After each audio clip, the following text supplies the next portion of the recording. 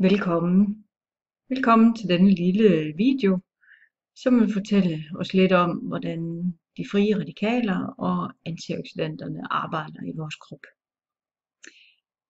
Den her lille video er faktisk lavet af en dansk læge, der hedder Penelope. Hun arbejder i Spanien. Så lad os se, hvad der sker. Vi starter med den her lille ting. Allerførst skal vi lige sige, at det jo selvfølgelig er de røde der, alarmfarven rød, som er de frie radikaler, og de sunde celler, det er de der blå dimser nederst på siden. Så vi prøver lige at starte her.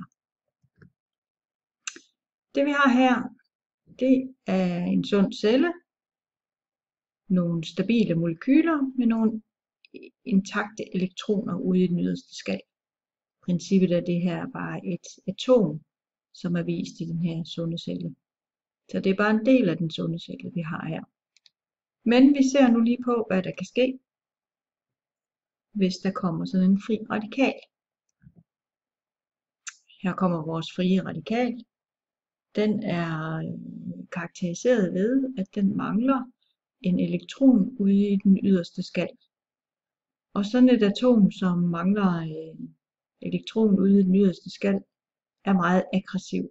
Den vil faktisk gøre alt, hvad den kan, for at stjæle en elektron, sådan at den kan blive fuld og hel igen. Så det gør den selvfølgelig, når den nærmer sig en af vores sunde celler, hvis den kan komme til det. Så snupper den en elektron fra den sunde celle. Og hvad nu? Ja, nu har vi jo så en celle, hvor der er nogle atomer, som mangler en elektron. Så nu er det ikke mere en sund celle, det er en beskadiget celle med nogle ustabile molekyler. Den frie radikal derimod, den er blevet godt tilfreds. Så nu er den selvfølgelig ikke farlig mere, men den har også allerede ødelagt noget. Og hvad er det så, der kan forårsage de her, at vi kommer under angreb af de her frie radikaler? Ja, det er jo ting fra vores moderne levevis, for eksempel biler og den forurening, de er med til, og selvfølgelig alt muligt andet forurening. Det kan også være forurening fra støj og stress og hvad der nu ellers kan være, som påvirker os i en negativ retning. Det kan simpelthen også være vores egen dårlige tanker om os selv, eller alle vores bekymringer. Det er også i høj grad den mad, vi indtager, altså hvis vi indtager dårlig mad, typisk her illustreret som noget fast food, altså noget mad, som tager energi fra os, i stedet for at give os energi. Det kan også være, hvis vi er for meget ude i solen. Solen er jo livgivende, men vi skal passe på, vi skal ikke være for meget ude i solen, så er det ikke godt for os. Træning ved vi jo alle sammen er sundt, men overdreven træning, det sætter faktisk de frie radikaler løs, så vores celler kommer under et voldsomt angreb. Så her skal vi passe på. Mobiltelefoner er heller ikke så gode. Vi ved alle sammen, at de udsender stråler. Det er stråler på linje med mikrobølgeovnen.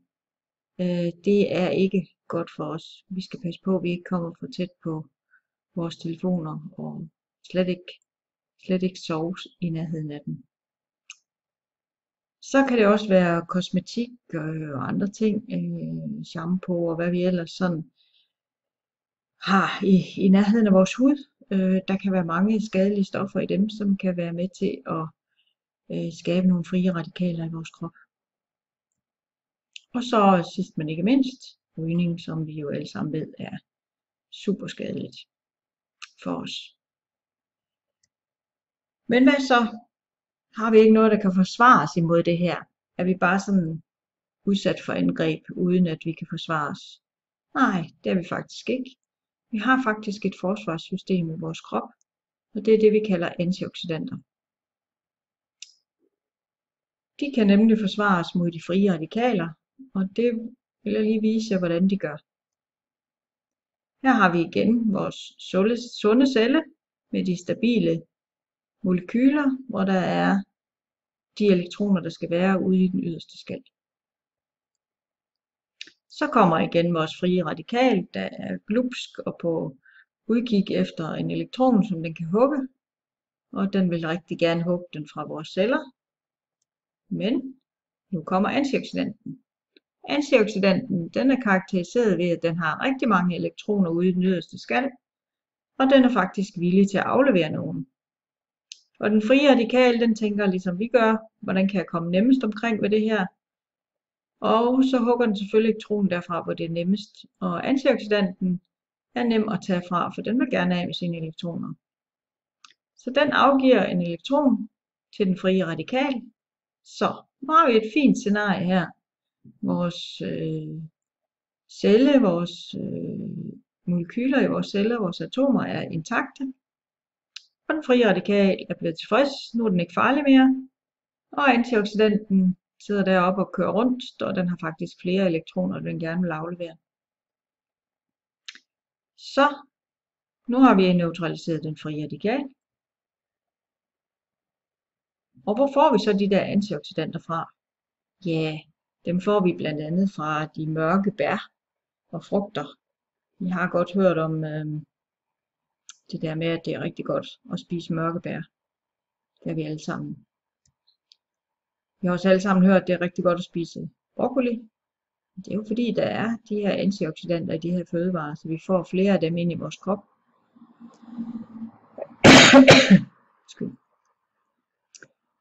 Det er også godt, kan også godt være godt at drikke nogle grøntsagssmoothie og hvad det nu kan være. Og selvfølgelig også noget rigtig godt vand. Og så er det her sådan en lille dims, en lille plaster, og det vil jeg forklare lidt mere om. Fordi vores krop kan faktisk selv producere antioxidanter. Og vi kan faktisk godt få den til at producere nogle flere på en meget, meget smart måde. Og det kommer jeg tilbage til lidt senere. Vi kan også hjælpe vores krop med at få flere antioxidanter ved at motionere. Og det er jo altså så motionere på en moderat og sund måde. Det er faktisk en undersøgelse her for nylig, der har vist, at op til en halv times motion er rigtig sund. Og hvis vi motionerer mere, er det ikke sikkert, at vi bliver mere sunde af den grund. Og så selvfølgelig til sidst den gode søvn, som er helt vildt vigtig for os. Og så er det så, hvad er det, der sker med det her? Ja, der er jo faktisk rigtig mange alvorlige sygdomstilstande, som sættes i forbindelse med den her inflammation og den her oxidative stress. Og det er dem, I kan se på den her slides. Ja, hvis ikke vi har lidt af det selv, så kender vi sikkert nogen, der har. Det er jo ikke fremmede sygdomme, det er faktisk nogen, som ja, vi kalder dem livsstilssygdomme. Det er nogle rigtig mange af os har i den her moderne verden. Og nogen, som vi selvfølgelig rigtig gerne vil finde en fin og en smart måde at komme lidt ud over, hvis vi kan det. Alt det her kunne man også kalde oxidativ stress. Fordi det er nemlig ilten, der er den store skurk i det her. Så hvad har vi her? 2 æbler ved et æble, vi lige har skåret over. Der kom lige nogle antioxidanter der med citronen. Og så ved vi alle sammen godt, at der sker noget forskelligt med de her 2 æbler. Den uden antioxidant, altså uden C-vitaminer fra citronen, den bliver brun. Den anden bliver knap så brun. Så de her antioxidanter, de kan altså forebygge den der oxidative stress. Og den der oxidative stress, der er der nogle af os, der kan se, fordi vi får det, vi kalder leverpletter. Og leverpletter er faktisk sådan en gang harskning af vores celler. Og ja, når de alle sammen er harske, som Knud Flygtelig siger, så er vi her ikke mere, så er vi nemlig døde. Så det gælder om at sørge for, at vores celler ikke bliver harske. Altså ikke bliver udsat for den der oxidative stress. Og det har vi faktisk nogle gode hjælpemidler til, og det vil jeg forklare lidt mere om lidt senere. Vi skal lige se på det der med antioxidanterne igen. Fordi det er nemlig sådan, at niveauet af antioxidanter i vores krop, det aftager kritisk med alderen, og det er desværre uanset hvor sundt vi lever. Så her kan I se, samtidig med at antioxidanternes niveauet i vores krop falder, så stiger niveauet af de frie radikaler. Og det giver jo god mening, eftersom den film vi lige har set. Og I kan jo se her, at der er sådan en skillelinje mellem 30-40 år, Og når vi så kommer over de her 30-40 år, så er det jo også noget, vi siger, at vi kommer i reparationsalderen.